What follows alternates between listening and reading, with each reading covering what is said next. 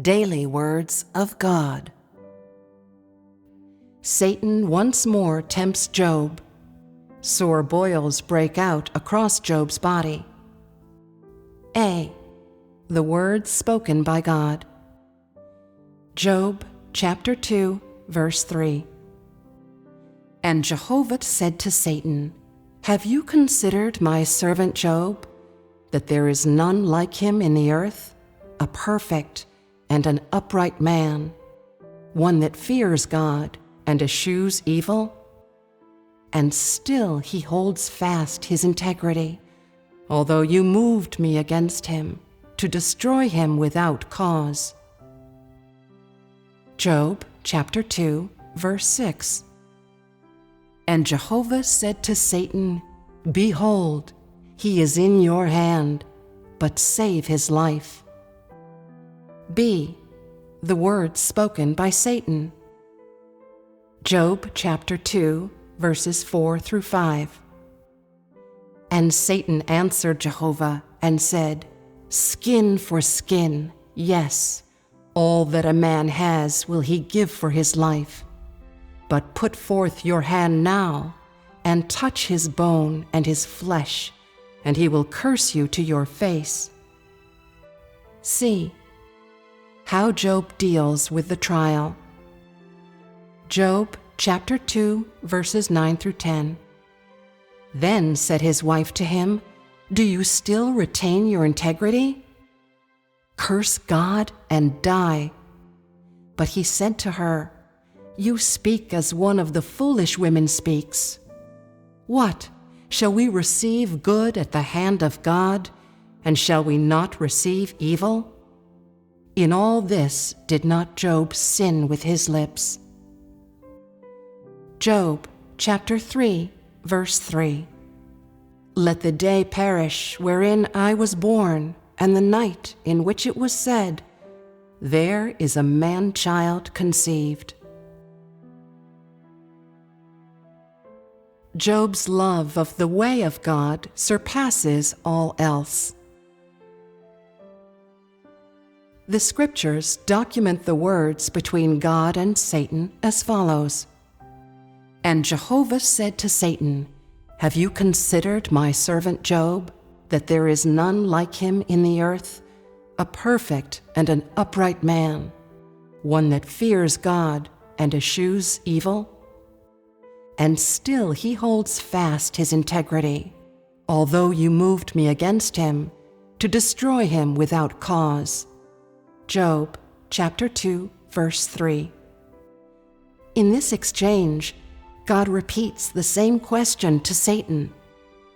It is a question that shows us Jehovah God's affirmative assessment of what was demonstrated and lived out by Job during the first trial, and one that is no different to God's assessment of Job before he had undergone Satan's temptation. Which is to say, before the temptation came upon him, in God's eyes, Job was perfect, and thus God protected him and his family and blessed him. He was worthy to be blessed in God's eyes.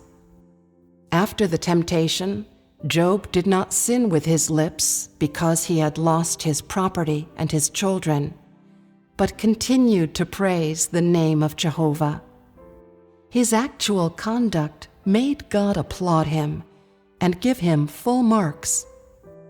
For in the eyes of Job, his offspring or his assets were not enough to make him renounce God.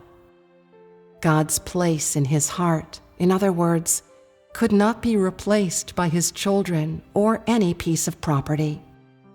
During Job's first temptation, he showed God that his love for him and his love for the way of fearing God and shunning evil surpassed all else. It's merely that this trial gave Job the experience of receiving a reward from Jehovah God and having his property and children taken away by him.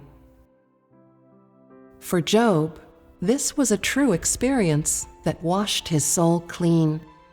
It was a baptism of life that fulfilled his existence, and what's more, it was a sumptuous feast that tested his obedience to and fear of God. This temptation transformed Job's standing from that of a rich man to someone who had nothing, and it also allowed him to experience Satan's abuse of mankind. His destitution did not cause him to loathe Satan. Rather, in Satan's vile acts, he saw Satan's ugliness and contemptibility, as well as Satan's enmity and rebellion toward God, and this better encouraged him to forever hold firm to the way of fearing God and shunning evil. He swore that he would never forsake God and turn his back on the way of God because of external factors such as property, children, or kinfolk. Nor would he ever be a slave to Satan, property, or any person. Apart from Jehovah God, no one could be his Lord or his God. Such were the aspirations of Job. On the other face of the temptation, Job had also acquired something. He had gained great riches amid the trials given unto him by God. During his life over the previous several decades, Job had beheld the deeds of Jehovah and gained Jehovah God's blessings for him. They were blessings that left him feeling enormously uneasy and indebted, for he believed that he had not done anything for God, yet had been bequeathed with such great blessings and had enjoyed so much grace. For this reason, in his heart he often prayed, hoping that he would be able to repay God, hoping that he would have the opportunity to bear testimony to God's deeds and greatness, and hoping that God would put his obedience to the test, and moreover, that his faith could be purified until his obedience and his faith gained God's approval. And when the trial came upon Job, he believed that God had heard his prayers. Job cherished this opportunity more than anything else, and thus he didn't dare treat it lightly, for his greatest lifelong wish could be realized. The arrival of this opportunity meant that his obedience and fear of God could be put to the test and could be made pure. Moreover, it meant that Job had a chance to gain God's approval, thus bringing him closer to God. During the trial, such faith and pursuit allowed him to become more perfect and to gain a greater understanding of God's will. Job also became more grateful for God's blessings and graces. In his heart, he poured greater praise on the deeds of God, and he was more fearful and reverent of God, and longed more for God's loveliness, greatness, and holiness. At this time, though Job was still one who feared God and shunned evil in the eyes of God, with regard to his experiences, Job's faith and knowledge had come on in leaps and bounds. His faith had increased, his obedience had gained a foothold, and his fear of God had become more profound. Though this trial transformed Job's spirit and life, such a transformation did not satisfy Job, nor did it slow his progress onward.